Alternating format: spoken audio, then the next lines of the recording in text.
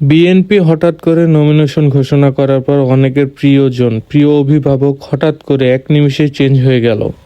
আপনাদের মাথায় একটু সাধারণ জ্ঞানের সমস্যা আছে। আপনারা নমিনেশন পাননি, আপনাদের নেতা নমিনেশন পায়নি, এই জন্য আপনারা রাস্তাঘাটে মারামারি করছেন, ঝঞ্ঝট ঝামেলা করছেন, মানুষের জিনিসপাতিতে আগুন দিচ্ছেন। এখানে লাভটা হচ্ছে কার? আপনাদের মাথায় আর কবে কমন সেন্স আসবে? আপনাদের জ্ঞান আর কবে হবে? আপনারা এভাবে মারামারি করে আপনারাই মরবেন, আপনাদের নেতারা মরবে না। আপনাদের নেতারা ঠিকই নেতাদের সাথে নেতামি পুনা করে এক ঘরে চা খাচ্ছে, এক ঘরে বিড়ি খাচ্ছে, এক ঘরে মদ খাচ্ছে, কিন্তু আপনারা রাস্তাঘাটে তাদের জন্য মারামারি করছেন। নিজেদের ফ্যামিলির কথা ভাবেন। আপনারা যদি মরে যান, আপনাদের ফ্যামিলির দায়িত্ব কে নেবে? আপনাদের দল নেবে? বাংলাদেশে কোনো দল আছে যে একটা নেতা মরার পর তার দলের দায়িত্ব কেউ নেই?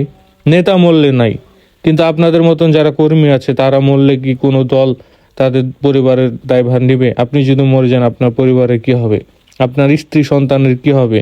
তাই দলের জন্য মারামারি করা বাদ দেন, হানাহানি করা বাদ দেন।